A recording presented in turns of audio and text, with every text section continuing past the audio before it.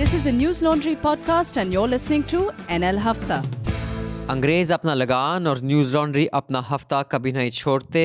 Welcome to another episode of Hafta, and I'm back in office with Raman sir. Both of us are COVID survivors. Is there any such thing? COVID, because there are too many such people. But so we are back. Manisha is on leave. She will hopefully be joining us week after next. We are recording this Hafta at 2:30 in the afternoon on Thursday, the 10th of December. But on the panel today, we have joining us from Patna, I'm assuming. Anand, unless you're traveling somewhere. Are you in Patna? Yes, in Patna, yes. So Anand joins us from Patna. Jayashree, I'm assuming, is back in Chennai or is still in Bangalore? No, I'm in Chennai. Hi, everyone. And Jayashree is joining us from Chennai. And Asmita is joining us, I'm guessing, from Delhi because everyone's always traveling these days. Yes, I'm Noida actually. Yeah. Noida, NCR. So Asmita is a multimedia journalist with Quint. She has reported, produced, and she's anchored several stories on caste, communalism, gender, and dissent. She has recently won the Ramnath Goenka Journalism Award for her documentary on the making of Lynchistan. Congratulations. That was really well done. And she's also has another award-winning documentary on Haryana's rape culture to her credit. So welcome, Asmita. Fantastic work. Thank you. So Asmita, before we move on to the headlines, how long did it take you to shoot this documentary film? And if you could just tell our listeners where to find it and briefly what it's about and how you went about it. We had taken over 5 days of rigorous shooting around Alwar and a couple of other places in Uttar Pradesh. Apart from that, we also had our archived footage which we had used for the documentary. It's more of like a docu-explainer of sorts. I had worked with another colleague of mine, Meghnad Bose, and you can find it on YouTube and on our site. It's called The Making of Lynchistan. If you search by it, you can find that. So Meghnad interned at Newslaundry before, when he was, I think, in still college. Are you aware of that? Did he tell you? Yeah, I think he told me about something that he's a huge fan of you. He's told me about that. Oh, okay. I don't know about that. But yeah, I remember he had come and he interned with us for a while. Very good, hardworking guy. So, okay, Asmita, before we get on to the discussions, we'll just go over the headlines, which will be brought to you by Jayashree and not by Adani or Mukesh Ambani. Okay, so the headlines are, first, the big news. The farmers have rejected the government's offer of amendments to the farm laws, since what they're asking for is a complete repeal of the laws, among other things. Plans have now been announced to escalate the protests, culminating in a full-scale protest on December 14th. A 32-year-old farmer from Haryana who's been protesting near the Delhi border for the last 10 days has died. According to reports, he's believed to have died from hypothermia. This is a 10th death, right? Yeah. 10th farmer death. Okay. Yeah. So the Aam Aadmi Party has said that Arvind Kejriwal was put under house arrest by the Delhi police. The Delhi police has denied these claims. I think the BJP has now leaked some CCTV footage of Kejriwal outside a hotel and all to sort of prove its point. We'll get to the details of that, yes. Yeah. Then Karnataka has passed a Land Reforms Act after getting support from the Janata Dal Secular. This act basically would remove all restrictions on the purchase of agricultural land, meaning private corporations and others can now buy directly from farmers. The DGCI has asked the Serum Institute and Bharat Biotech to submit more data on their COVID vaccines before they can be granted emergency use authorization. So this became quite a stir yesterday, I think, on Twitter. NDTV had broke the news, but then the health ministry and so on had tweeted saying that This is fake news. this is fake news. But then that same news is carried by everybody, including the newspapers this morning. Totally. Yeah. So, But they still singled out NDTV. No, but I think it only for one word that they had used. Rejected. I also think it's just khunda kya, just tu No, but later NDTV corrected itself. No, I'm sure it there was a did. ticker.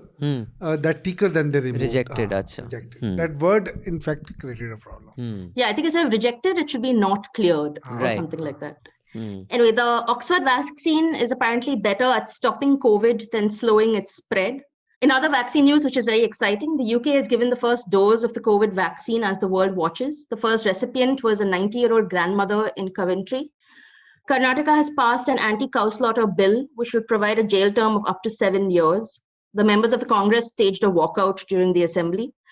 PM Narendra Modi has laid the foundation of the new parliament building. I think he's laying it as we speak. Well, he's, I don't know about the foundation, but he's laying a sales pitch that is that would put any salesman to shame. I just heard a bit of the speech right now.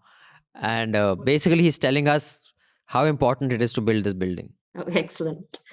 An Andhra Pradesh town has been hit by a mystery illness where traces of lead and nickel have been found in blood samples.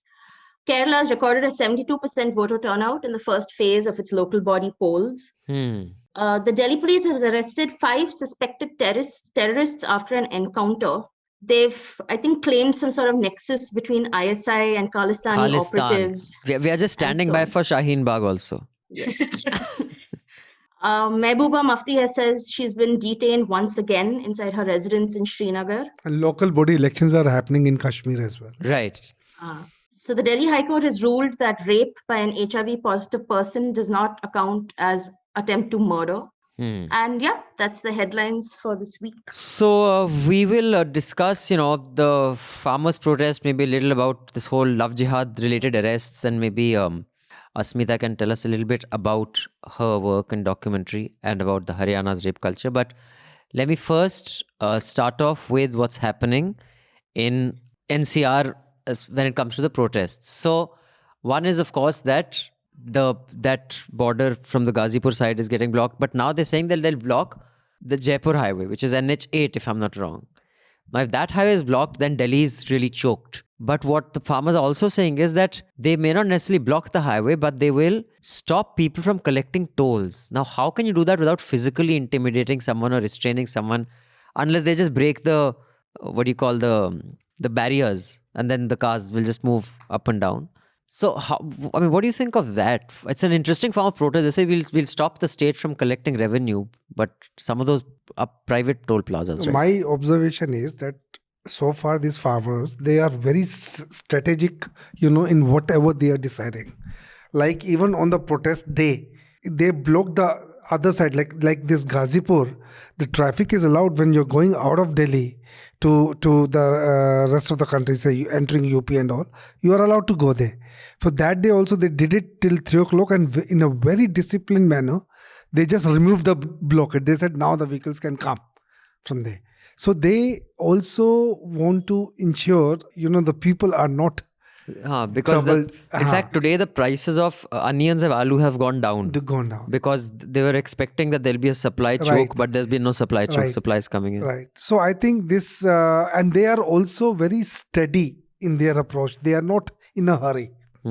Okay, like I think they have already spent about more than 10 days on the and they're saying they are equipped to spend a year here. Absolutely. So now on 12th they have decided to block Jaipur or this toll tax also. I mean, I don't know what their modus operandi is going to be. And also the numbers are growing. Of course, from Haryana and UP, Madhya Pradesh had already come. Now we saw farmers from Tamil Nadu, and there were some very interesting slogans where there was a Tamil slogan and a Punjabi slogan being chanted together. I found that quite funny. But Anand, what about the local media there? And does it have any impact in Bihar? Because Nitish Kumar is conspicuously quiet on this, while many other chief ministers and leaders are speaking. He is not really commenting one way or the other. No, I have already said that Bihar had taken this step almost a decade and a half before. So it abolished the APMC mechanism in 2006. And so actually there was not a lot of opposition then also. Now also there is not too much opposition, because the prime component of the opposition, RJD, was in government with Nitish-led JDU for 18 months, from 2015 to the better part of 2017. So they didn't have any complaints then. And now there is a momentum to a protest to which people hinge. And though the opposition parties led by Jayashree, RJD and some left parties like CPIM, CPIML orchestrated protests. But the Bharat Bandh protest, even Tejashree was absent. But you said Bihar had introduced this a few years ago now. India Today has put out this graphic, and the source is the Situation Assessment Survey of Agricultural Households between Jan and December 2013. So the average income of every state of farmers. So it is how much do farmers earn? An average Indian farming household earns 77,124 rupees in a year, translating to just about 6,500 rupees a month. Now, the state-wise breakup, the Punjab is almost, 3 times the national average. Haryana is over 2 times the national average. Jammu and Kashmir is number 3. Kerala is number 4. Then Karnataka, Gujarat. Bihar is the last. It is just over half the national average.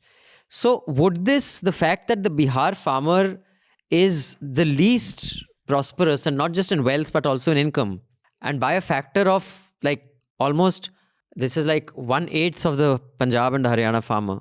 Is this evidence that it doesn't work? Or, how would you interpret this data? Income depends on, average income of farms can be a combination of a lot of factors.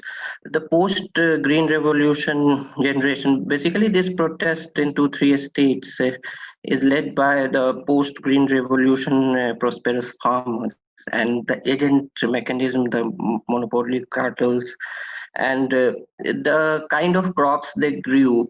It fetches also the kind of land holdings. The fragmented land holdings can have different outcomes in terms of numbers. But the average experience, I myself have a very small land holding, and the intermediaries, suppose I have explained it earlier also, in Bihar, I have seen reports, because any law, when it is implemented, it would have different repercussions for different segments of the farm community. There is no monolithic farm community, and there have been reports where some kind of dissatisfaction of some part of Bihari farming community. Like there was a report in BBC which gave voice to certain segments of farm community in Bihar, which was not happy with abolition of APMC. But the problem is that the media covering Bihar as a outlier of this protest, and there are many states which can be in the outlier. So they are not covering the problems which have been removed. Like if you have this system and you go with your crops to sell to the what we call Bazaar Samitis, which are called mandis in these areas, means in Punjab, Haryana, your vehicles would be lined up, and the intermediaries, the bicholias, they would first have the prerogative to sell their crops, and people actually bribe them and to get them their what they brought from sometimes 50 kilometers, 100 kilometers to sell. That takes a lot of income that would have genuinely come to them. So transportation costs. Second is that only when a substantial quantity is there, they want to sell. But now they can sell for very small amount of money because they have a lot of buyers. So what you're saying, there's no minimum, like a mandi would want to wholesale, so you can't just set up a little farm. But mandis were at a fair distance. So yeah, I get what you're saying. So you would not approach a mandi for a very small quantity of crops. It's not worth the. You have to have economies to scale. The frequency comes down. Only you decide to sell it only when you gather some, because you don't have many selling points. So after it has gone, people sell very small quantities. So I think there is if there is a mixed reaction to it, in Bihar, my assessment still is that people were not largely I wanted to say that they were not very adversely affected by that. In fact, lot of them welcomed it. Still, I see more positive changes from my own experience. Also, what I hear from different segments of the farming community. Also, if there was substantial, say, unrest because of it, in 15 years, any smart political party would have channelized it. And in 15 years, if it has not become a major political issue, then the ground resentment against it, I believe, is not very substantial. Right. Before I'd like to briefly discuss this from the other panels, but do you at the Quint have many, because you guys do so much video, and Asmita, you've done 2 documentaries before. You must be having a bunch of crews there. Like, have you been to the protest site? So I personally this time have not been covering the farmers' protests. I had gone to Punjab and Haryana in September when they had initially started the protest basically. But when they came to Delhi, 2 of my other colleagues, Shadab and Himanshi, have been going to the ground. I have been busy with something on Love Jihad actually, so couldn't get time. But we send if there's a Bandh, the Bharat Bandh, the day we had the Bharat Bandh, basically, there were 2 crews who were deployed at the protest site because we predicted things could spiral out of control like it had happened during CA or the Delhi riots. So, which is why there were 2 crews, but usually there's not, and we don't even go to like every day. We have also stringers there who help us with inputs from the ground and from different areas of So Haryana when you covered this in Punjab and Haryana in September, just describe like what was the protest like? What exactly were the expectations? Was there any anger that it hadn't been picked up by media, and did Punjabi media pick it up? What were your experiences back then? So this Adani and Ambani thing was there from the very beginning, actually, their anger towards the big corporates. And everywhere I went, I kind of visited around 8 or 9 places through, like I was just on the way and I was stopping by. And everybody, each of these grounds, they told me that, the anger is mostly against these 2 people, the corporates, and they will soon be boycotting their products. So from then only this sentiment was there. Apart from that, at that point of time, the protest wasn't very huge or large. It was just starting out. They had blocked few roads majorly, and not too many people had also gathered at that point of time. But obviously through the 2 months, I think the mobilization has been much more, and they finally managed to come and choke Delhi they're planning to choke Delhi from all ends. So you were saying something? No, in this Bihar thingy, I think there's another indicator is that Bihar sends the maximum migrants to Punjab. Migrant laborers. So I think the land holding is very small in Bihar, and the livelihood is not so much dependent. Right. So that could be one of the reasons. There's one more thing that the farmers at that point of time had told me, that a lot of farmers from Bihar had migrated to Punjab and Haryana and were working in their farms. So, when that entire problem of why if Bihar or the Bihar model had come up, they were saying that, see, the main problem with these farm laws will be affecting the Punjab and Haryana side.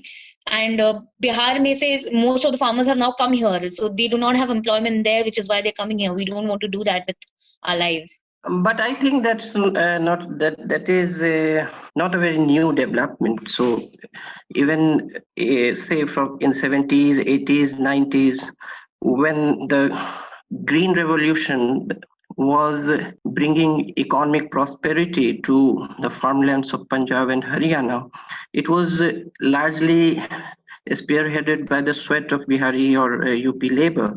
So it is not a new development that has to be seen in context of the abolition of APMC in 2006.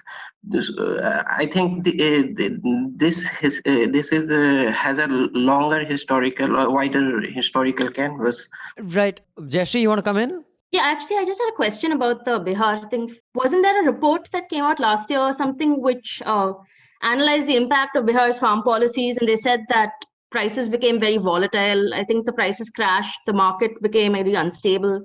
So wouldn't that also be I mean, obviously in India, I feel agriculture is so informal and differs so much from state to state.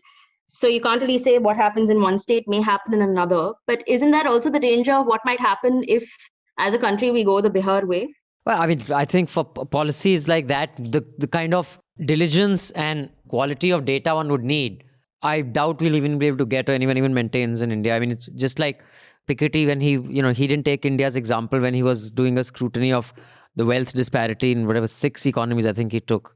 He said, because in India, there's no credible data. So what am I going to work with? So it's a very important country. And his hunch was that, it's creating more billionaires than most other countries. But the data sucks. So what am I going to do with it? So I was saying broadly, I think that's the problem with how the center is looking at the farm laws. As in, I think the government of India has this vision for the Indian economy, which is very formalized, very corporatized, maybe possibly resembling the economies of the more developed West. But in India, everything is far more decentralized and far more informal. So these very sweeping sort of reforms, for example, demonetization and GST, state to state, they did fail at various levels because breaking down an existing structure without knowing how to replace the structure, that never really works. And I think that's one of the main criticisms of the law now, that the government says this will not hurt the farmer, but we don't know how. But I'm curious, you said GST and other reforms failed. So I guess, we know what a successful GST looks like and what it's supposed to achieve. But you threw demonetization in there as a reform, which failed. Just curious, what does a successful demonetization look like and what was it expected to achieve?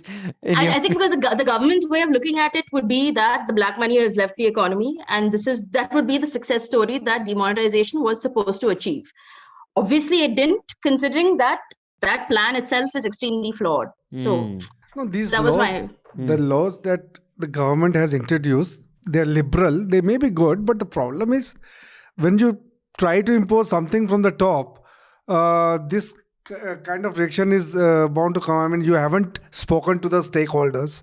So I think that is why the problem is there. So I want to move on to Central Vista, and I want to speak with our, guest Asmita about her, Love Jihad documentary. But before that, just 2 quick observations I had. One was on the farm thing only, that what happened with Arvind Kejriwal. And I mean, I was quite on Tuesday when I was seeing what was happening. It's so difficult to tell. I said, this should be simple for a reporter to confirm, but even then it was. I'm going to get into the details of that. But on Anand's, this thing of if there is a problem on the ground, it can be exploited politically. No, that's not true. I think, like, for example, sometimes you can invent a problem when there's none, like in the US, that migrants are a problem and they have pretty good data. Every data set says that they add more to the economy than take away from it. But that became a huge theme and a very successful theme. Same thing with, I think, the Hindutva wave here. And corruption was endemic in India for the longest time. Before the Jan Lokpal movement, it was never an election issue. So just because a problem exists doesn't mean it become a political formula for relevance. No, see, farm problems are very much related to the rural economy of Bihar. And all political parties, if you see their manifestos in last 3 assembly elections, they didn't go in details of APMC or something. Also, if you see the political pulse of Bihar, you have to go through the rural Bihar. And if there was a simmering discontent against this law that Bihar government promulgated in 2006, it would have found their way to political programs or even rhetorics, polemics, whatever you call it.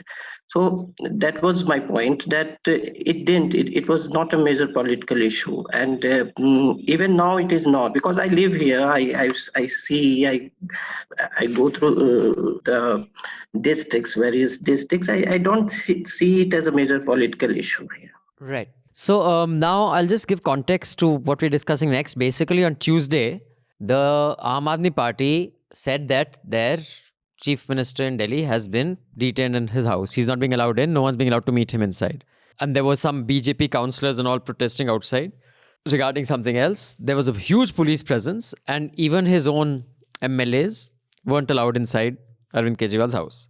The police said this is nonsense. We haven't stopped him. He can go wherever he wants. Then when they were asking that why aren't you allowing his MLAs in, they said he's a chief minister. We can't just allow anybody in. I mean, even though they were MLAs. So clearly the police wasn't telling the complete truth. I mean, that was clear. But what I find fascinating was that why would a person like Arvind Kejriwal not make a scene and try to barge out and have to be physically restrained? Because that would be politically bigger statement. Magic for him. Yes. You know, that here's a chief minister and he's physically... Even I thought the same. So I have a theory on what happened. But before that, Asmita, what do you think? I think Arvind Kejriwal, since the CAA protests have proven that he plays very safe, and this was just another example of that.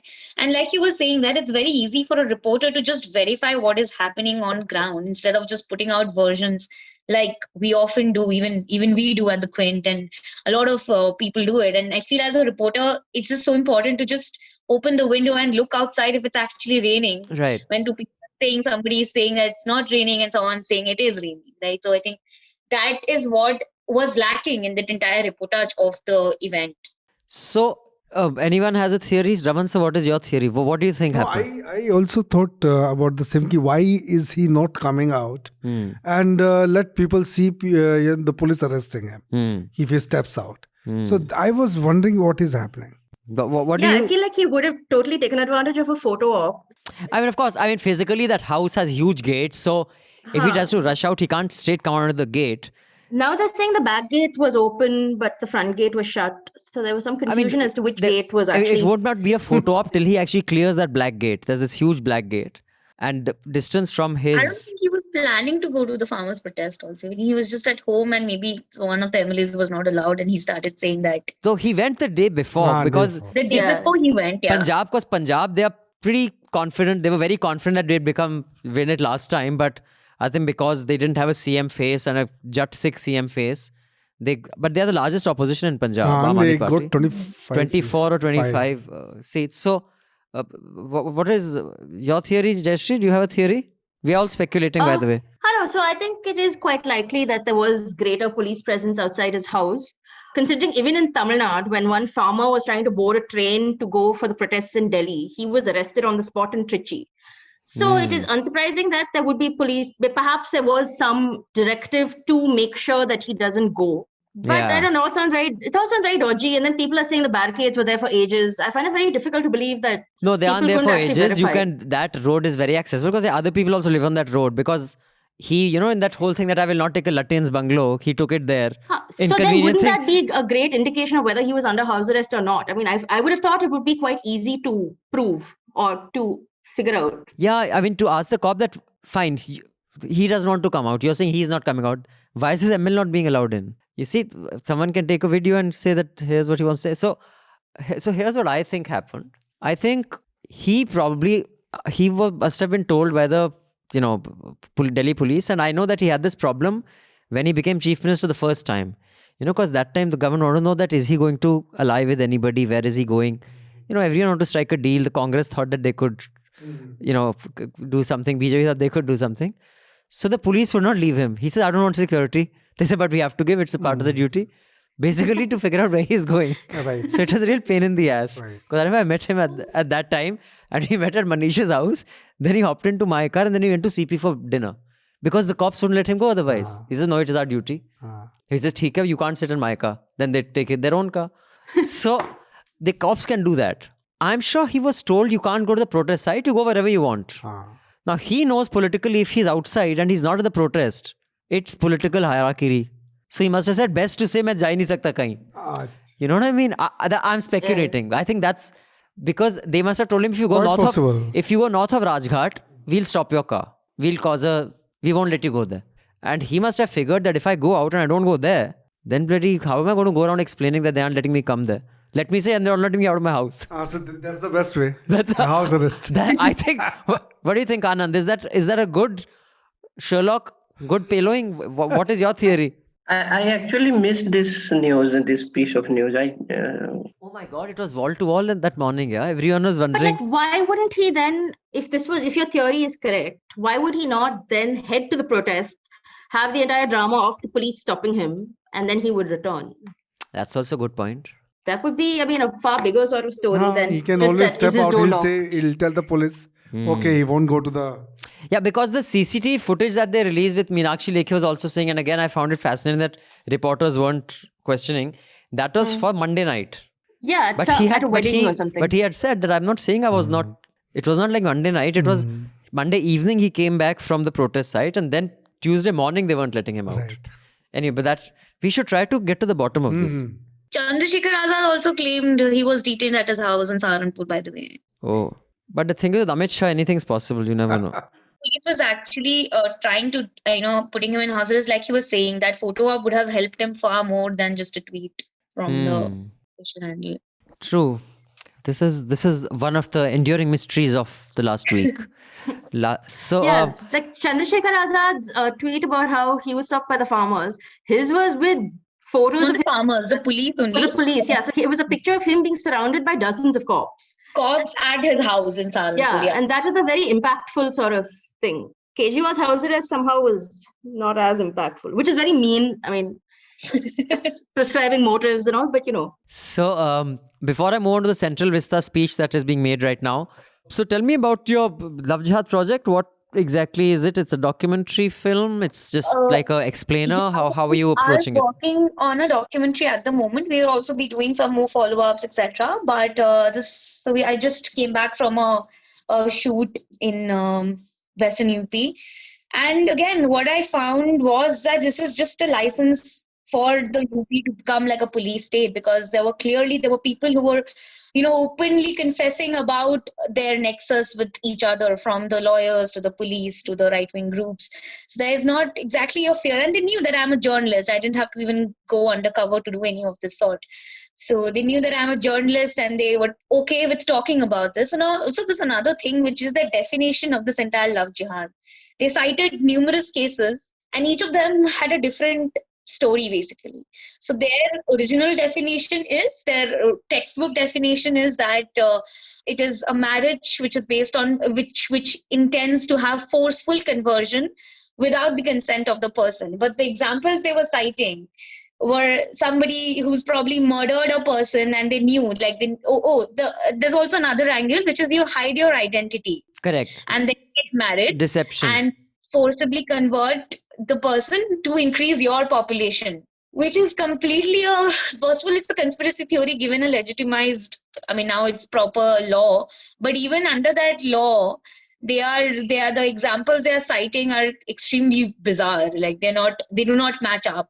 When it comes to the population thing, a gentleman by the name Anand Ranganathan had written a piece many years ago debunking this entire theory that the population is increasing of the Muslims as a proportion. I don't know whether he'd stand by that article today, but you can check it out on newslaundry.com where he had cited some data. We had actually done something similar on the rise of Hindutva fringe 5 years ago, and somewhere in Meerut only, and that was done by somebody else. And there, this right-wing head they were training kids to fight love jihad. Yeah, I've seen that. Did you do that? That was No, I was not there at the Quint at the moment. Somebody else had done it. I remember this is the bit where you had this, the Yuva Vahini also, right? Yeah, I remember. Exactly.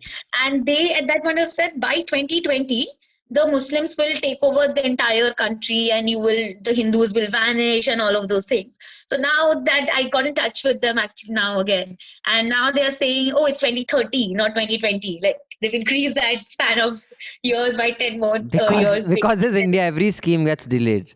So the takeover. So now at 2030, tak unka pura population, according to them, Muslims will take over the entire country. So this is a good time to plug our NL Sena project. Our new NL Sena project is called the Love Jihad series. We'll be doing some ground reports, some videos, some explainers on the whole Love Jihad law. Madhya Pradesh, Uttar Pradesh, Haryana, Assam and Karnataka seeking legislation against Love Jihad. We'll be sending at least 2 reporters on the ground to at least 2 of these states, if not 3. So this whole thing is going to cost us about 4,50,000. We've already collected just over 2.5 lakhs. Thank you, those of you who have contributed. Appreciate it. If you can top this up, we'll get a series of reports and video explainers really going in depth into this whole Love Jihad thing.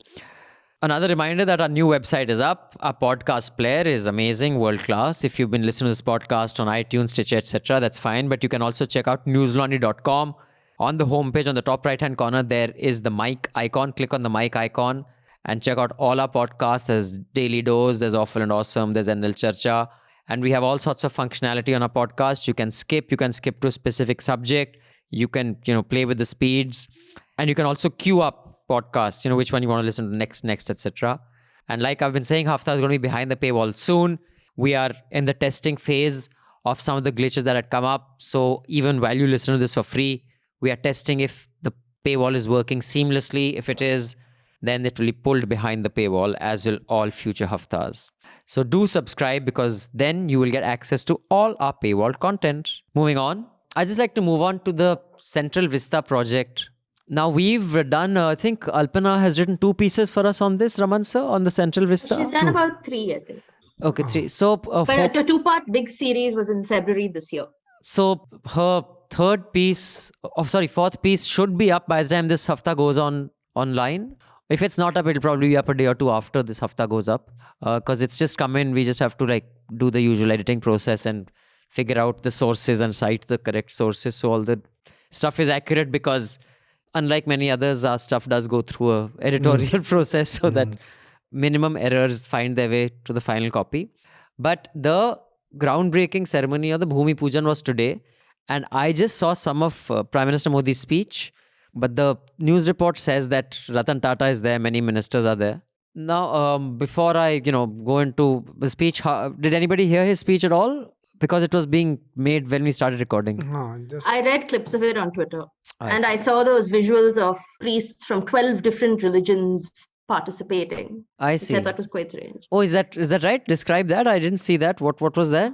They've got religious leaders from 12 different faiths or something performing the... What 12 faiths are these? I'm curious. I have no idea. So I got up to about Hinduism, Christianity, Judaism, and then I sort of lost track. But yeah, I'd be curious to know what these 12 religions are. I see. So this is an ambitious project, which by some estimates is going to cost 20,000 or 22,000 crores. The Supreme Court came down very heavily on the government because they had started felling trees and clearing some stuff. They said when this is being heard, you should be smart enough to know that you cannot just start off building. But what I think Prime Minister Modi has very smartly done today is politically he's still very strong. I mean, we'll see what happens after the farmers' protests reach their peak. But right now, I think he still feels strong because they've just won a couple of elections as well, including a local election in Rajasthan and Hyderabad also. They did pretty well. So he is telling us why it's so important, this new Parliament House, why it is a symbol of Indian democracy, that on the 75th year is when it's going to be unveiled, why it means so much to the country and to all the countrymen.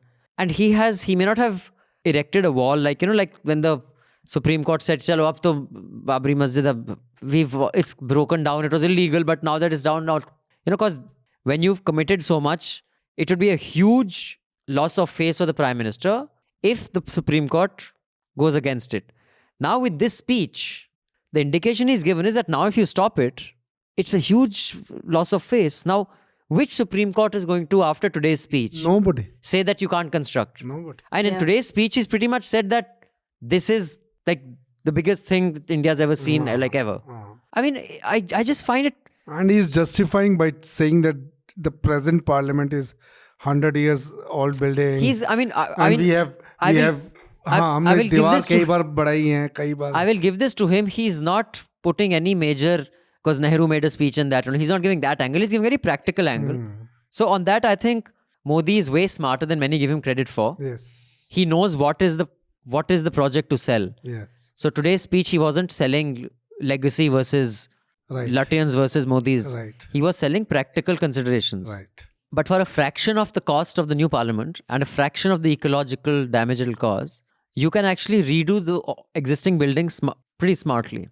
I think it is clearly that, he's in his grand vision, it will be called Modi's Delhi and not Lutyens' Delhi, because it will be completely that entire enclave. No, but I really wonder on what grounds the Supreme Court is going to give the clearances. If they give clearance to this, there are so many other projects which are stuck because of this environmental reports and all. I think it so will become... in this, when you are waiving off environmental reports for this project, the others are going to claim the same. No, and there'll be mainstreaming of anarchy, because at least from what the reports that we have, they have the master plan prohibits a certain amount of constructed area. You know, those of you who have seen Khosla Ka Ghosla and Munna Bhai MBBS, or are property developers, or have bought or sold property, or have done any reports on property, knows there's constructed area, there's carpet area, there's total area. So in the master plan of Delhi, certain parts of Delhi, you can construct a certain amount, what is called LA, the area, basically the constructed area as a proportion of the total property. This Central Vista, all those buildings break that ratio dhadalle se. So now if they can do that, tomorrow if Hotel Janpat or Hotel Meridian or all these private plots there, or let's say a plot on Kasturba Gandhi Marg or Jantar Mantar, those also, many of them are not government plots. Right. He says, I want to bloody put up a building here, a 5-story. They say, you can't. He says, pehle tum parliament ko roko.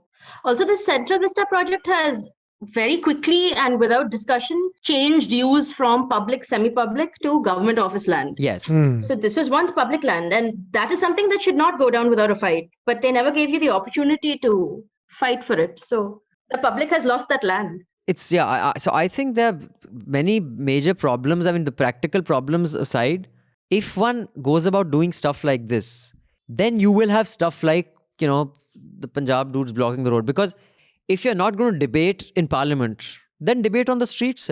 But you will debate. I mean, the assumption that you will not be met with any opposition is a foolhardy assumption. It's a really dumb assumption. So if you don't want to have that kind of exchange of ideas or opposition and pushback on forums that are created for that, then it's going to be on the street. Absolutely. Yeah, because I mean, when you're saying that they're not debating in the parliament and you have to debate on the streets, they clearly didn't debate the CA when it came to the streets, right? After a long time, the Supreme Court sent two interlocutors to the Shaheen Bagh protest. I mean, the government clearly knows they can do what they want to do. So even if they are not willing to, I mean, take that risk of debating on the streets, I mean, or facing protests, they will finally probably end up doing what they have planned or vision to do. But I think it really goes as far as, it's like what Bal Thackeray was able to create. When the state itself cannot make rules and stick by them, he sets up a parallel justice system. And he had the power and the strength to do it. So it's a question of time before someone else does. I mean, the assumption that there will never be anybody else who can say, okay, this is my personal army of 10,000 people. Now take us on.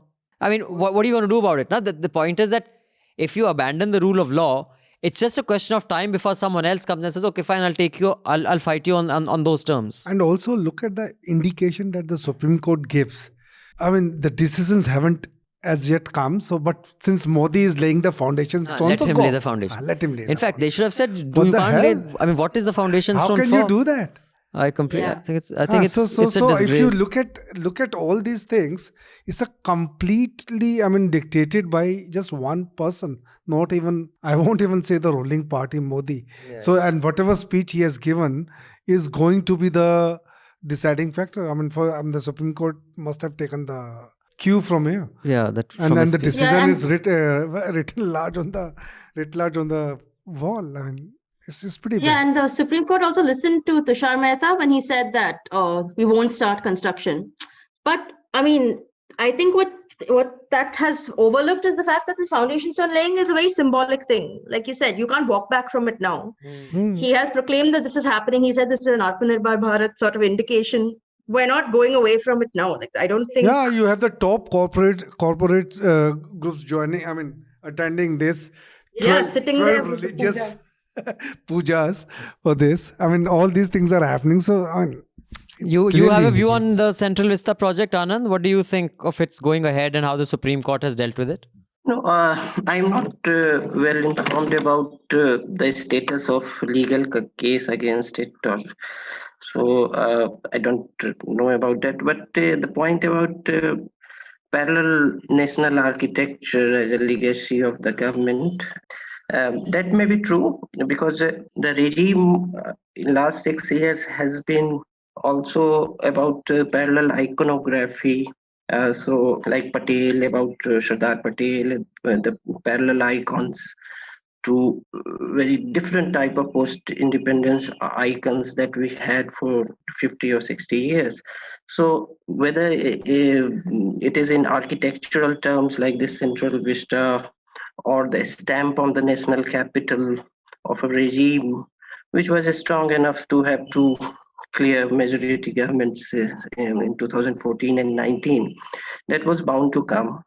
And given the way for the sense of grandeur in projects, government projects, or iconography or architecture that Mr. Modi carries as a part of his political personality. Now, I think that repercussion of that part of his political personality, of having an architectural legacy in the national capital, is that seems a valid point. Yes. So Jairam Ramesh has put out a very interesting tweet. I quote, "Well, the existing parliament building built by the Brits bears a remarkable similarity to the Chausath Yogini temple in Morena in Madhya Pradesh, while the new Atmanirbhar parliament building bears an eerie likeness to the Pentagon in Washington, D.C., unquote."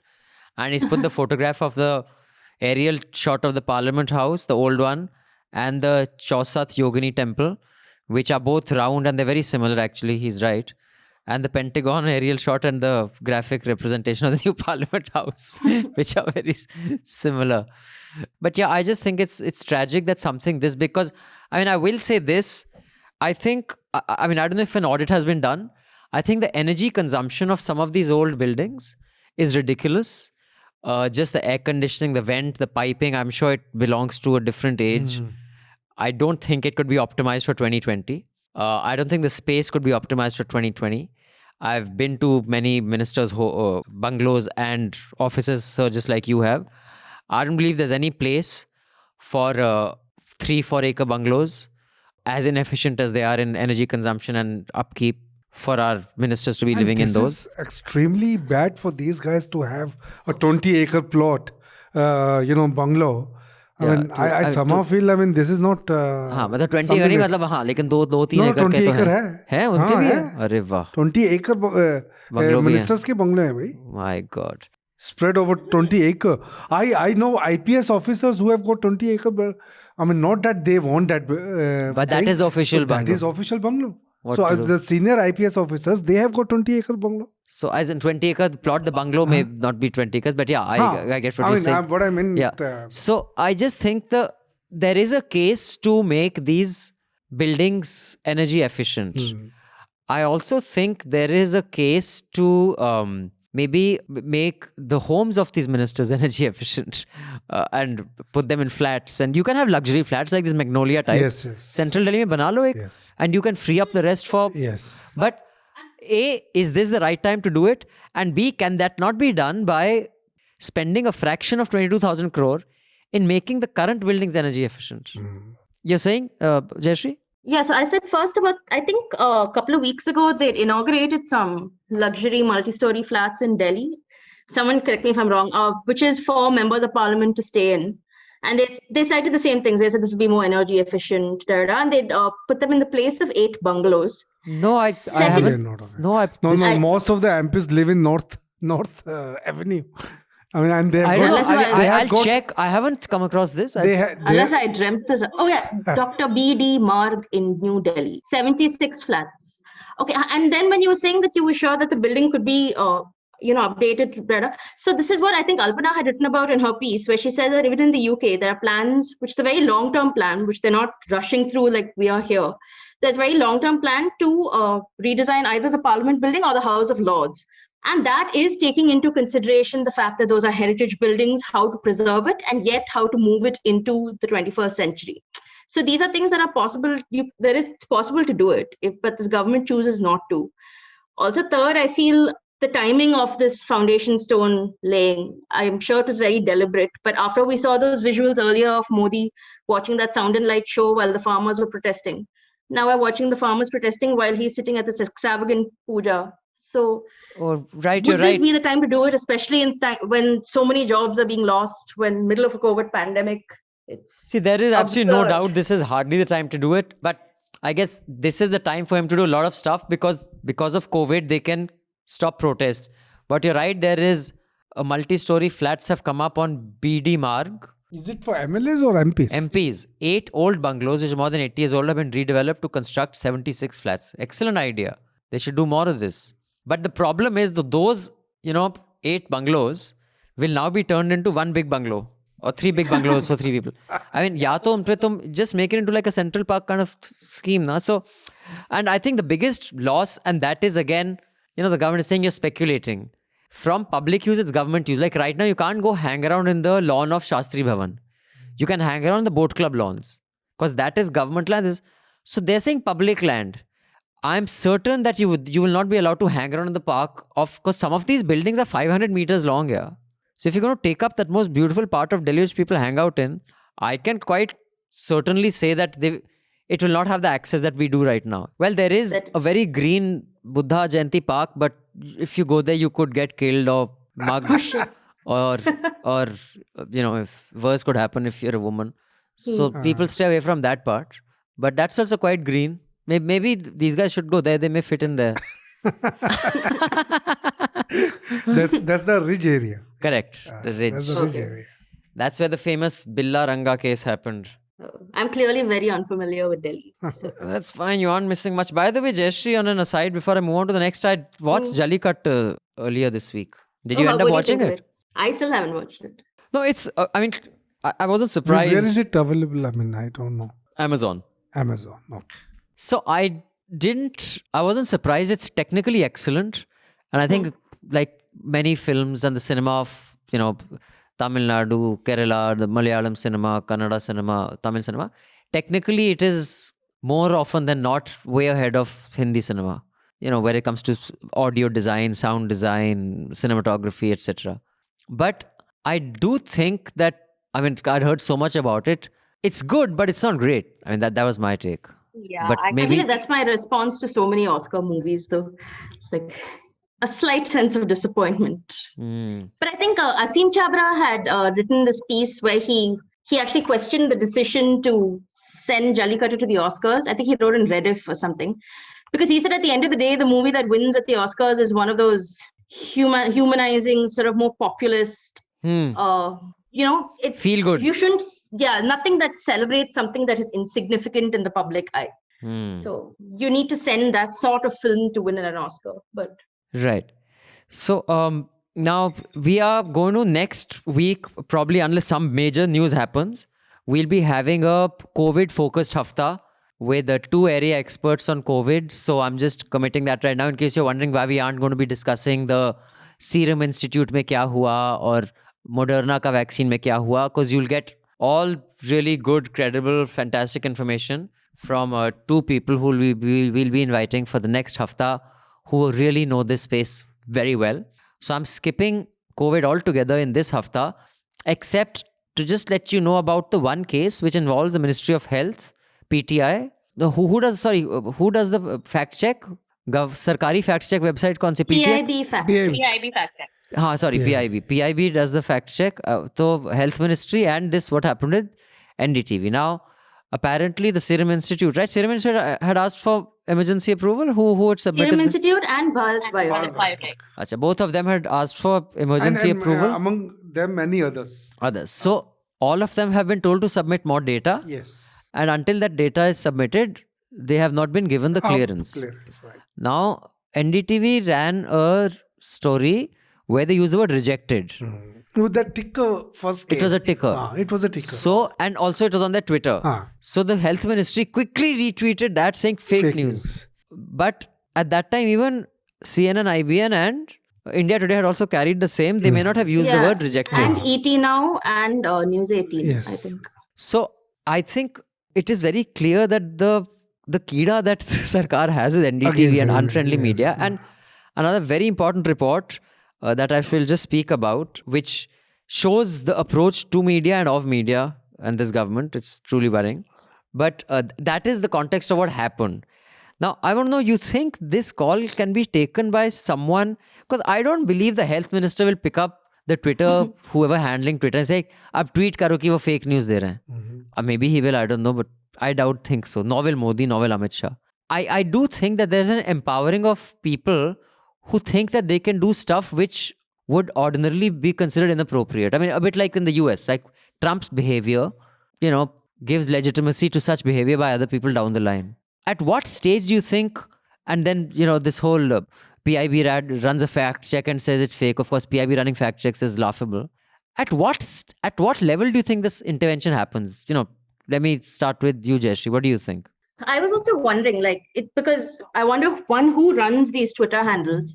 Also, the Ministry of Health, when it had tweeted saying the news is fake, the screenshot of the ticker that it used simply said the vaccines were unapproved.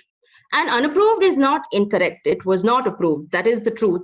The approval is subject to it giving more data. So these are not lies that are being peddled online. But this reminds me of the other thing that happened this week when the Niti Aayog chief Amitabh Kant, when he said there's too much democracy in India. And, we didn't. That wasn't part of the headline, right? Why don't you tell us what happened? Yeah.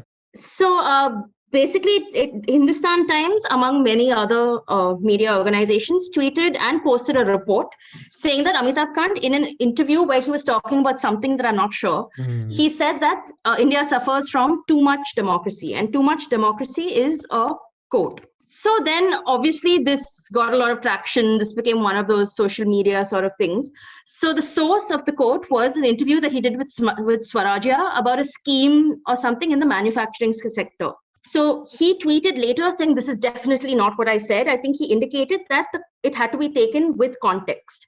But if you watch the video, he does actually say that. I mean, even if you add context, it's not like he doesn't say it. Even if you add the context, it doesn't make it any better. But Hindustan Times deleted its tweet. It pulled down its stories blaming PTI. It said this was a PTI copy. This was not ours.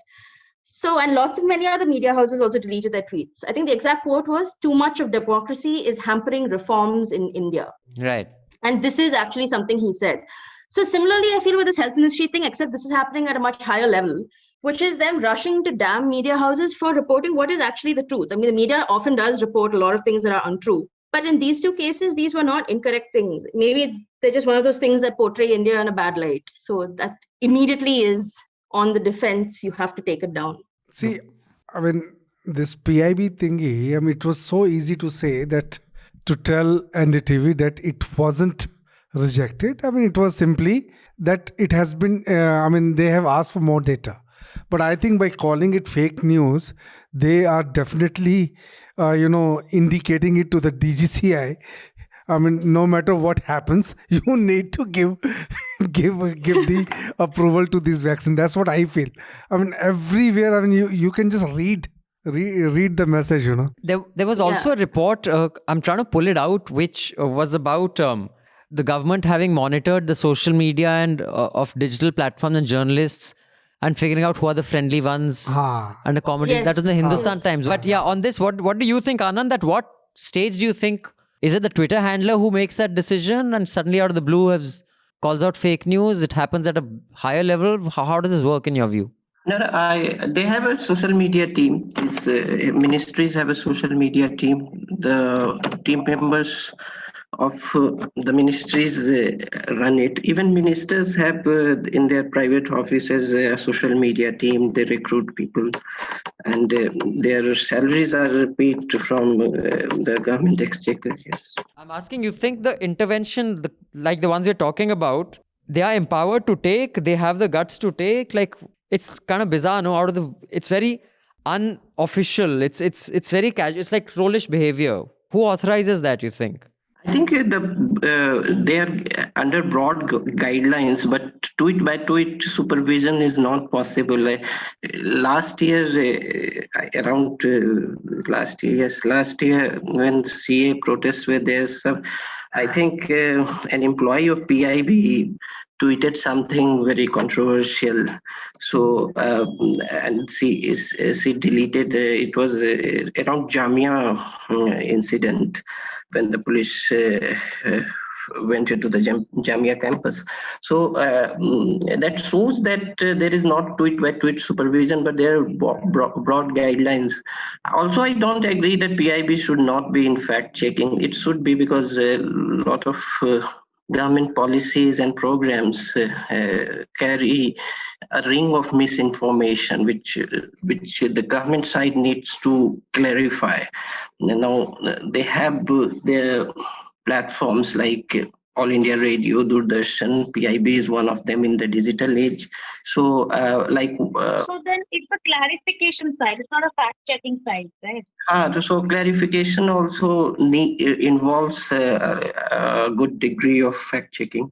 So because you have to counter misinformation, and which is traveling faster than information. So you need a government platform also to fact check misinformation. No, PIB should of course check facts, but they have no authority to turn facts into non-facts. So here is a case where they're turning a fact into non-fact. So this is something which is not acceptable. I think also the thing is not whether it's fact or not. I just think the way it's worded, this is fake news. It's very Trumpish. That's what it is, that this is inaccurate. It has not been rejected. It is pending.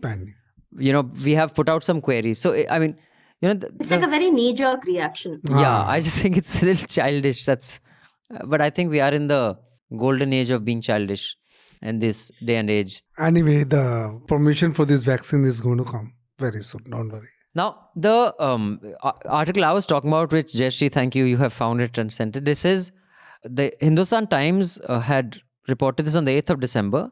Its headline is, the GOM lays out plan for government's media outreach. The recommendations, part of a report accessed by HT, were made from extensive sittings by the GOM, that's a group of ministers, to discuss government communication, including evolving a multi-pronged strategy to amplify messages through media engagement, outreach programs at the level of states and districts, and working with influencers. The union government is working on a new strategy to overhaul its media and public outreach with a group of ministers. So some of this is standard, that, have a more good strategy of communicating, utilizing all sorts of media, feeding them with positive stories, etc. But it also has some other, interesting stuff, that the recommendations appeared to focus on social media discourse, track negative influencers, engage with positive influencers, and put government's view in right perspective, and propose to identify journalists who have lost their jobs and are supportive of the government or are neutral, so that their services can be utilized by various ministries. And steps have been taken to ensure that news reporting on digital media is not biased, primarily due to a foreign investment component. Now in India, there are just about 4 or 5 foreign investment in digital media portal, we being one of them. So I read this report and I was shocked and aghast that it was, it just passed by journalists very casually. For you, the listener, now you know who rewards journalists. One has been made the Chief Information Commissioner. I have regaled you with stories of India Today, what's his name? From Gujarat. My brain is getting fried now. You see, I've started forgetting names. It'll just come to me. And you can see some of the ads. Now you see on this farmers' protests also, some of the farmer protest debates that are being sponsored by companies that have interest in agri, that have interest in farm retail. Adani sponsored a show that was a conversation with the Minister for Agriculture with Prabhu Chawla, sponsored by Adani. The level of conflicts of interests, which is why the model has to evolve, which is why I keep saying pay to keep news free. When the public pays, the public is served. When advertisers pay, advertisers are served. So, which is why I say, if this is where journalists get their reward from, then that's who they're going to serve. And that is what is truly worrying. But it was very amusing to see that they are actually tracking your social media behavior, which is why I got a message on Instagram. And I was, I laughed also, but it's truly sad that many people in our country think like this. He was a young guy in his mid-20s. So he asked me a question. He messages me on Insta and says, I really like the work that Newslaundry does. I want to subscribe, but will the government be able to see who all are subscribing to you and track us down? That's the level of fear among people. Yes. And I know for a fact now that it is quite possible with this government. No, I know for a fact that when AAP had put all its donors list on the internet, because I know 2 of those donors personally very well, they stopped donating. They said we started getting income tax notices. So, So it's just very sad that when shit like that happens, I don't think there is any way that they can start hack into our system and take our subscriber list. But so that is a bit much. I don't think they'll go that far. But you never know, like if they are watching their social media activities, if people are sharing our content, like the Quints or the Newslaundry's content, they might be able to. yeah, but they can't possibly go after hundreds and thousands of people. No, it's not practical. I think. Yeah, I feel it won't happen, but also I think we've reached a stage where you are thinking twice before you're saying something on WhatsApp. Because with this entire Sushant Singh Rajput thing and stupid chats being leaked, Yeah, of course. you are sort of, I mean, I don't know if these are things that will actually come back to bite us, but the fact that you're worrying about it is scary enough. I mean, while reporting on Hathras, I remember right after Tanushri's phone was tapped, I think all of us who were there, we were discussing this and we were like, I don't know if I'm talking to the source or whoever from the family next, what if my phone is also being tapped at that point of time? It was really scary. Yeah, but what do you make of this? What are the kind of incentives one can look forward to, sir? So you've been in this game for way longer than I have. So suppose our subscribers shaft us. और की scheme हो सकती है? मतलब हम इस list में अगर फेवरेबल वाले में हम ट्वीट करने लग जाएं, what is the incentive one can look forward to? Please tell us. Bungalows, money, jobs, what is it? No, incentives. The government giving incentives to these guys. Yeah, the ones who are friendly to them, na? कि भाई तभी तो Basic list बना positions रहे. in ministries or services no. will be used or something. No. See, they... No. I mean, see, those who are in the party and they're working for the elections and also they get rewarded by giving petrol pumps. Just like, I mean, Congress also had the same system. So they are also doing the same. So you get... some kind of consultancy, with their PUC. PUC is a big source of, so they rehabilitate, all these people who support the government. What are the kind of incentives you are aware of? Anand, आपके यहाँ क्या रिवाज PUC है? is the main. Journalist को आपको quota दे देंगे.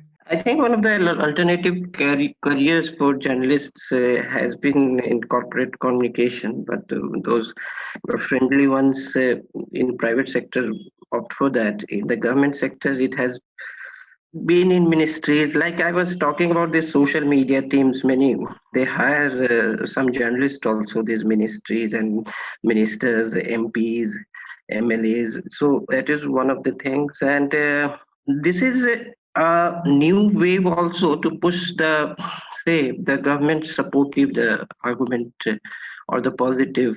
Now, it has an international angle that for soft power projection, you need a certain kind of image projection for pushing the soft power imperative in international platforms. And the Ministry of External Affairs has some papers. One is the China model that you need to influence with very positive projection of India. China has a lot of leverage with international publications like Washington Post, even NYT. So as a professional community, you need to have some, like-minded journalists, to put it like that way, to put a positive image or more, advantageous sides of policies, programs, and a brighter side of the government on international forum to counter a different kind of narrative, which inevitably will come from the opposition camp. In my time, I have seen journalists getting plots on institutional rates, the commercial plots. So अगर आपको 1 crore का plot है तो you just get it for 5 lakh, 7 lakh. So that also I have seen. The golden age of journalism has passed us by. We did not get any such. I was talking about Uday Mahurkar, who is the deputy editor India Today. He's been made information commissioner. Sorry, not chief information. But this Sinha guy is also a journalist. I mean, he's also Modi-led panel appoints BJP supporter journalist as information commissioner.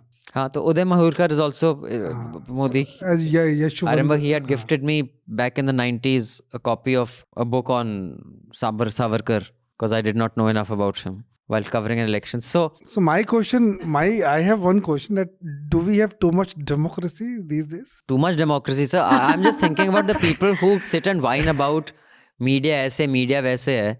मतलब जहाँ सबके लाले पड़े हुए हैं, मतलब ना घर है ना बंगला है ना गाड़ी, आपके कुछ नहीं है, सब्सक्राइबर्स भी और खतरे में। अगर आपको कोई घर दे रहा है, नौकरी दे रहा है, तो मतलब सब एक्सपेक्ट करते हैं कि मतलब विश्वामित्र, और so the outcome of Menaka and Vishwamitra also resulted in Vishwamitra not being able to complete his tapasya.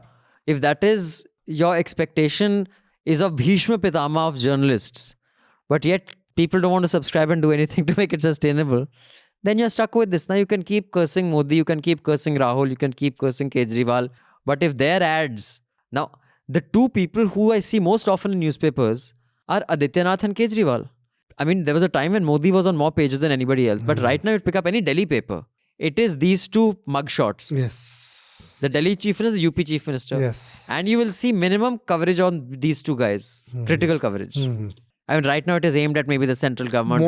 Mostly their statements. Yeah, their statements or something happened. It's a very benign kind of thing. And how much is love jihad there in the newspapers? Oh, in fact, there was one arrest. Sorry. So, Asmita, you want to come in? There was a case of love jihad arrest without an FIR. No one filed any case. Yeah. But the police today in Meerut, actually, this happened. It's a Times of India article where there was this Bajrang Dal leader who got to know about this. The families were ready and everyone. The police didn't arrest the guy. Like in the article, it says that the police has taken him for questioning on the pressures of the right-wing groups. In Moradabad also, again, the Bajrang Dal.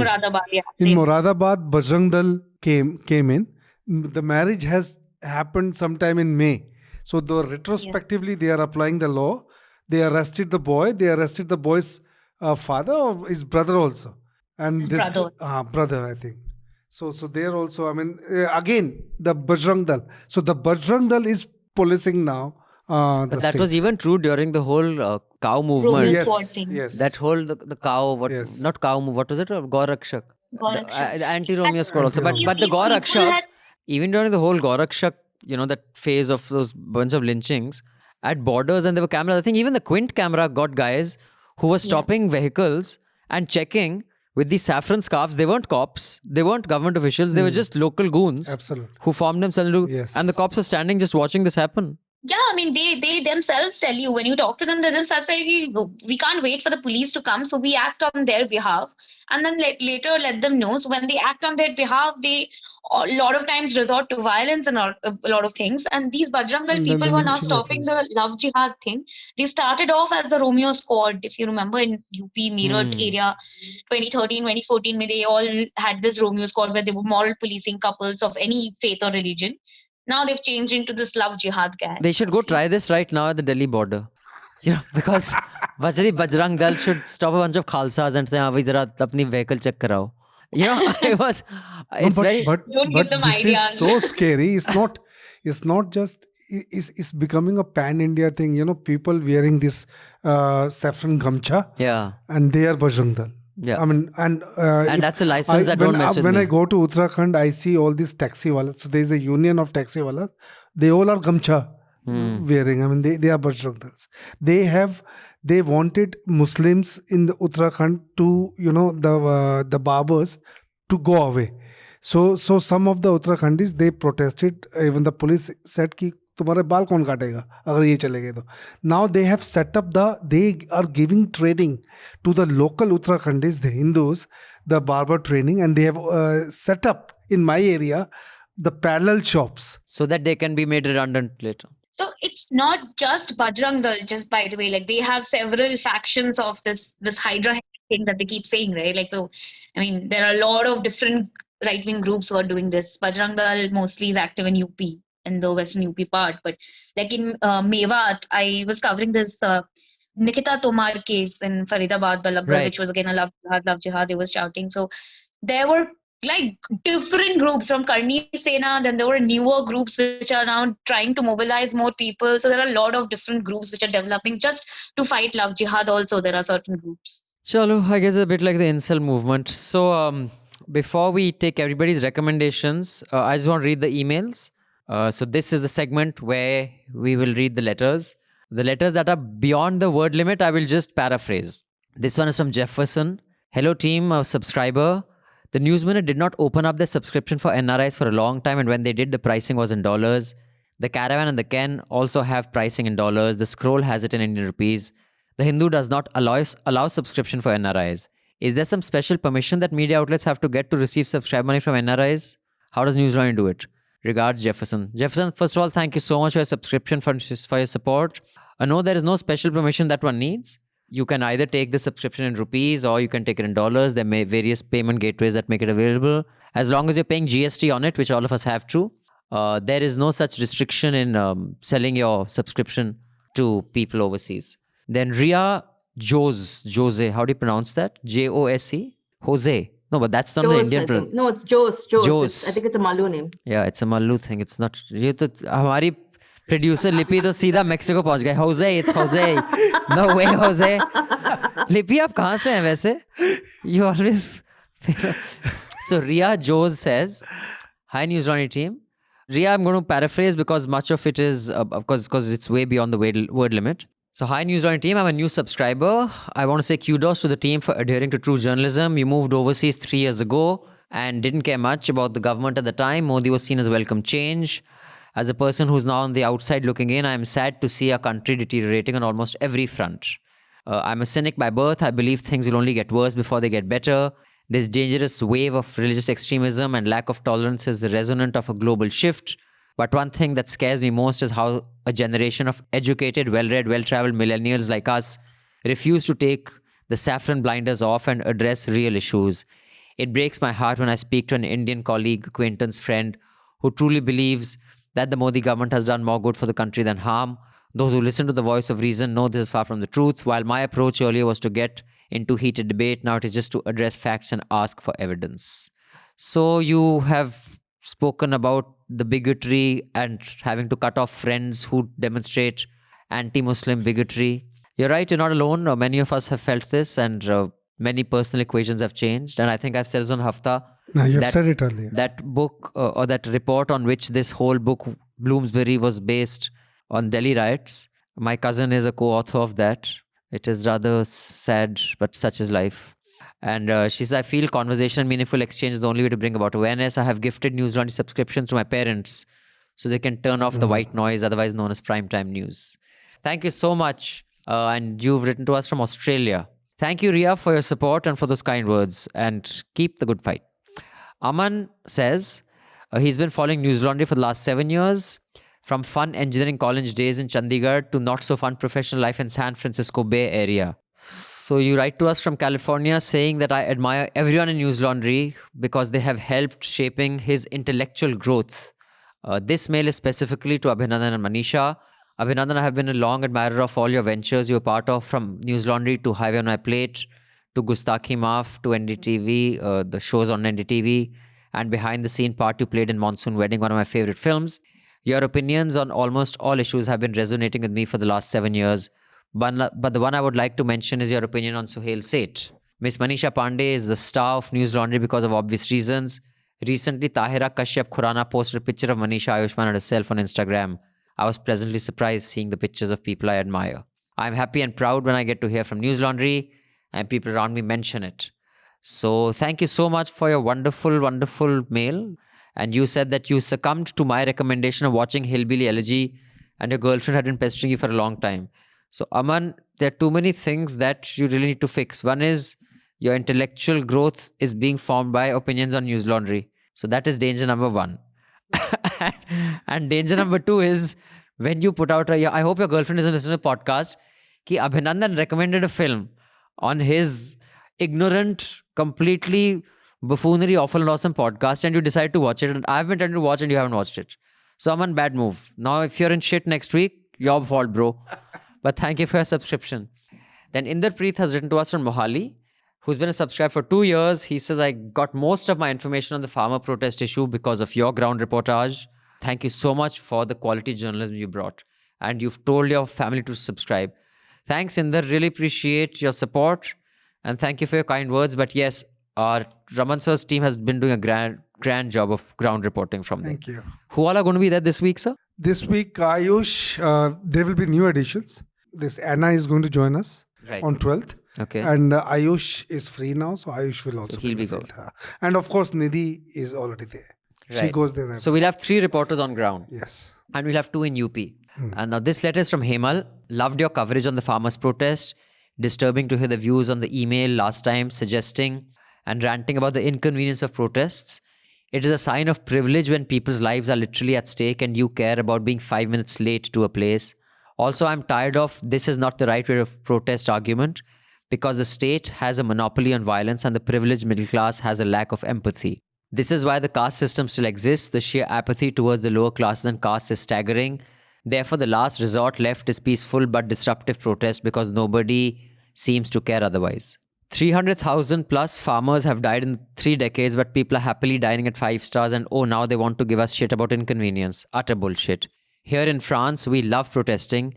We just organized one against a law that was passed which did not allow anyone to take videos of policemen on duty, and the government had to backtrack. Given our history of what we do to people who act like kings, wink.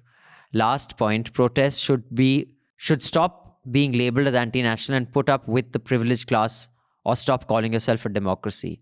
There is no right way to protest, because that is what a protest is. Trevor Noah on the Black Lives Matter protest. And you've put a recommendation on his piece in Vanity Fair. Hemal is a student in France, I'm guessing. Yes, in the Paris School of International Affairs. Thank you, Hemal, and thank you for your recommendation. You can find it in the recommendation link under this podcast. I guess this kind of resonates with you, right, Jayashree? This is what you were saying about protest. Yeah, that's pretty much what I said. I think the letter last week had disagreed with me. And I think Raman sir and you and all had also disagreed to an extent.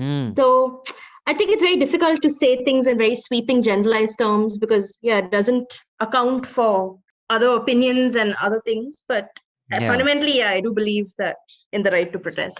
Okay, then this last email is from Ram Badrinath. Ram, in the first paragraph, has said wonderful things about us, about Manisha, Abhinandan, Raman, Mehraj, Anand, Jayashree, and all the other guests. He loves the intelligence, the depth, the candor, respect you have for each other. So thank you for all your kind words. He said Nidhi's interview with Balbir Singh Rajewal of the president of the Bharatiya Kisan Union was an eye-opener, and he has complimented me on my entrepreneurial skills of managing to sustain a subscriber-led media model for 7 years. Actually, it's going to be 9 years in this coming February.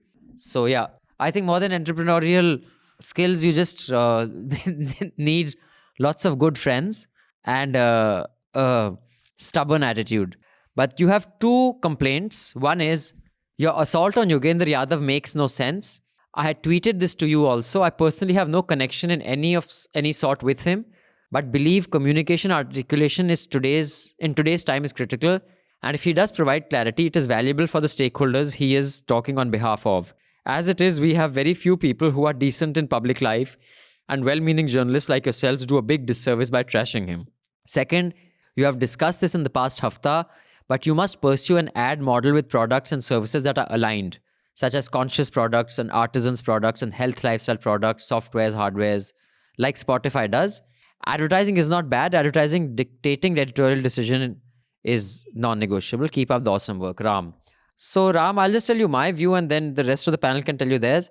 I understand sometimes that's because of the kind of person I am. I tend to be really mean when I'm making fun of people. So maybe I did that about Yogendra Yadav, and you're right, he articulates very well, and I agree he's a very decent man, especially given the kind of people we have in public life. But I think you underestimate the damage that one does when one tries to become either the voice, not the loudspeaker. I can be the loudspeaker for someone because I have the loudest and the most articulate voice, but I will be articulating that person's opinion. For example, Raman sir can say, यार निक्कू तू चिल्लाता बहुत है, यार मेरी बात चिल्ला ले. I'll say, सर आप बात बताओ, से सबको बोल निक्कू गधा है. मैंने कहा ठीक है सर, निक्कू गधा है. But if sir मैं बताता हूँ आपकी बात क्या है, you don't have to tell me, I will decide. That's a problem. And I think Mr. Yadav, a wonderful man that he is and soft-spoken, I agree a lot of things he has going for him, has a tendency of not having the humility instead of being the voice of others or being the loudspeaker of others because he's good at it. He becomes the voice. He wants to be captain. And I think that does more damage than good. And I don't think it leads to any significant results. As his exit from Aam Aadmi Party proved, I don't think even a dozen people left with him. And Aam Aadmi Party has only grown stronger. It hasn't lost anything. So I think that if you want to be either in the core committee of any team or be the captain of a team, you have to spend the maximum time in the trenches. You can't say, I'll be the captain of the team or I'll be in the core committee of the team because I'm the smartest. That's not how collaborative movements work. And that's my biggest complaint with him. So that is why I was making fun of him. I'm sorry. I mean, but we do that with everyone here. So, Raman, so Now, in this case, I think it really backfired on him. I mean, the farmers only shunned him out. I mean, like Ram has said, like our criticism of him, he says, was unfair. No. In this particular case, as I said, it really backfired. I mean, this guy tried to tell the farmers that I am going to be your voice. The farmer said, no, you can't be our voice. So very clearly it was indicated to him. So in this particular case, I mean, this happened and that was the criticism. But yes, I mean, whatever he's saying, that he is a very articulate guy. And a decent I think man. he's a good cephalogist. He's a very good cephalogist. And he's a decent man. Yes. So that is true. You have a view on this, Asmita? I mean, I guess you get the context. I don't have to tell you what we discussed last week. No, I do. And I completely agree with you that he's a decent man. I've spoken to him. I have interviewed him a couple of times and I think comes with great intentions. But like you said, I mean, if you want to represent some community, you cannot, and you're not a part, I mean, you have to let the stakeholders speak more than you are speaking or speak on their behalf. Basically, I completely agree with you here. Jayashree, you have a view on, were you part of this group that made fun of him? No, this was you guys last week. Don't be so accusatory, not that you wouldn't have participated. I said nothing, Mr. Yadav, if you're listening. But I mean, everybody knows he's a decent guy, whatever. But I think this is one of those things where you need to start to pass the mic, right? Exactly. He's made himself the center of this narrative about the protests. It's not, his intentions may be extremely good, but I don't disagree with most of what you guys discussed last week. Ram, let me give you one example which I may have given before. It's not related to politics, but I think this applies to a lot of things. Ever since I've been very young, I've been playing football and I still continue to play. So I was, we have an alumni team and we have these little tournaments. We used to take part in the Delhi Diplomatic Soccer League where all these embassies used to have their teams. So we also used to put our team, not as an embassy, but as an alumni association and stuff. And then within the association, we used to have. So I was captain when I was in my mid-20s, but I'm the only old man who's been continued to play for the last 20, 25 years. So even now, when the tournament happens, they make me captain. And back when we used to play, I used to go for practice like 4 times a week. Even if I had a very busy day, I'd still make time and go play. But now I play once a week, once in 2 weeks. But when the tournament happens once a year, twice a year, and I land up, I'm still captain because that's how it's been. But I am smart enough to know that I'll go for the toss and then I'll sit on the side and let them decide what to do. I will not tell them because all the respect I get, they'll tell me to fuck off. They'll say, tu nikal le. Tu hafte mein ek din aata hai. Tu 2 hafte mein ek din aata hai. Hum practice roz karte hain. And you'll tell us what to do. And a lot of privileged people in our country think because I'm the most well-read, because I'm the smartest, I may be a weekend activist. But the rest of the activists will listen to me. They won't. They listen to the guy who was with them in the trenches for 7 days. And that humility, I think, Mr. Yadav doesn't have. And he may have a lot of other things going for him. And I think that's a problem. So yeah, that's all. On that note, can I ask everyone for the recommendations before we say goodbye to our wonderful subscribers? Let me start with you, our wonderful guest, Asmita. I think I would recommend this one article I read in the morning and a subsequent article in that context. It's on the Caravan magazine. ANI Srivastava group named in massive EU disinformation campaign to promote Modi government's interests. It basically talks about a report by a disinformation lab who says that, there was a massive campaign going on about disinformation which was organized by Indian stakeholders to further the Indian narrative. And in context of that, also read the Caravan magazine's analysis on how ANI reports the government's version of truth. It's a couple of months old article, but definitely read these two. Anand? Yes, so we began by comparing the two very, very, very different states and farming states, Bihar and Punjab. So there is a lot of academic studies to see and analyze the farm incomes of two states. And the academic one is from the Asian Development Research Institute. It's a Patna-based research institute of set up by some social scientists.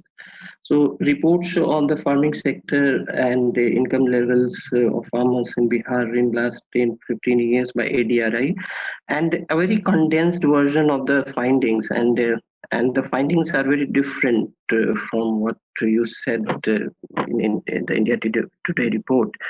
And Sekhar Gupta has done this on print. Bihar and Punjab, two different states. Bihar growing, Punjab slowing with respect to farm incomes.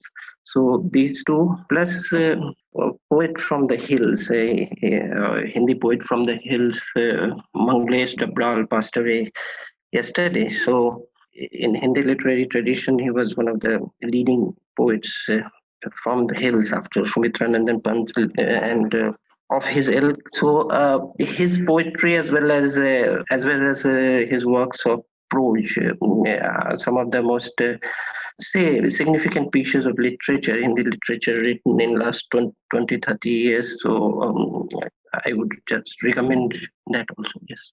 All right, Jayashree. I have two recommendations. My first is a non-fiction book. It's called In the Kingdom of Ice, The Grand and Terrible Polar Voyage of the USS Jeanette. It's by a guy called Hampton Sides. So basically, I have a soft corner for reading about polar expeditions, especially like doomed ones. This book is a work of genius. And what adds to it is that this expedition was funded by a journalist in a newspaper. So the story adds a lot of color as to how this newspaper functioned in the New York of the 1870s, how they came around to sponsor a polar expedition and how the entire thing played out. So it's a great book. My second recommendation is slightly different, actually. It's a series of Instagram stories that have been saved together as a highlight on the user's profile. So it's by a Berlin-based Elan Tamil researcher and writer called Sindhujan Varadaraja, which explains why Tamils are angry with Deepa Mehta's new movie, Funny Boy. So I think for anyone who's unfamiliar with what's happening, it's an excellent summary of the anger and the pushback against Mehta and the movie. Raman sir. Yeah, this Sekhar Gupta's piece, there's a counter to this by Punjab Today. There's somebody called Amandeep Sandhu who has written Sekhar Gupta's Forked Tongue. So he says a scathing criticism, of his piece where he's comparing the bit he's making. And this is printed where? Punjab Today. In Punjab Today. In Punjab Today. Okay. So this is one. Second, a beautiful documentary on Netflix, Room 2806, The Accusation. It's a 4-part series, 4 episodes, about that Dominic Strauss-Kahn, who was the IMF director. Who was part of those orgies and whatnot. And he was going to be the French president also. Yeah. But at that time, the case against him came. Yes, I remember that. And also people feel that the Me Too movement actually began with that. But this documentary is absolutely beautiful. On Netflix? On Netflix. I'll check Great documentary. And the third is this Indian Express editorial today. The first edit on Amitabh Kant's Niti Aayog, Chief Amitabh Kant. So showing him his place on his comment that there's too much democracy in India. So these 3 recommendations. So this week I'm actually busy reading 2 books for some interviews that I have to conduct. So my recommendation is, if you're a subscriber, do register to be a part of this week's NL Recess, where I'm going to be in conversation with Gulzar, who will recite some poetry. These opportunities very few people get. With these NL Recesses, if you're a subscriber, you can be a part of the Zoom call and you can live ask questions and interact with people who ordinarily wouldn't be able to. So I have been busy reading Gulzar's poem, which is so thick, a book, sorry, not poem. He's translated the poetry of authors, and some of it is not translated, it's originally in Hindi, contemporary authors, and it's called A Poem a Day. It has some stunning poetry. I will not ruin it by reciting it in my voice, but do check out NL Recess and listen to him recite some of the translations and some of the really, really beautiful poetry. And the second recommendation I have is, which someone has already mentioned, Nidhi's interview with that farm leader, which was originally, I saw one in Punjabi. And, so I'll put the links to both. Yeah, so do check it out. You put Punjabi also. Yeah, I'll put the that Punjab. is 1 hour. That's a 1 hour interview. So that's on a Punjabi channel. So you can see that. I would highly recommend, if you understand Punjabi, do listen to that interview and the clarity of this man's communication. And I think when you're as clear in communicating as he is, I'm not sure you need a Yogendra Yadav on your team. On that note, thank you, panelists. Thank you, Asmita. I hope you do some more fantastic work, and congratulations once again for your Ramnath Goyanka Award. What category was it, by the way? So, because usually they didn't have a category for video, right, Ramnath Goenka? As in, not for documentaries. No, it was the Uncovering India Invisible. Uncovering India Invisible. I see. So the Uncovering India Invisible. I see. And we had applied for the video category. I see. Invisible India. Okay. So thank you. Do subscribe, pay to keep news free. When the public pays, the public is served, and spread the word and get more people to listen to news that is not paid for by large corporations and see the difference. Until next week, have a wonderful weekend. All the Newslaundry podcasts are available on Stitcher, iTunes, and any other podcast platform. Please subscribe to Newslaundry. Help us keep news independent. To catch all our podcasts on news, pop culture, current affairs, and sport, visit newslaundry.com. Follow us on Facebook, Twitter, and Instagram, and subscribe to our YouTube channel.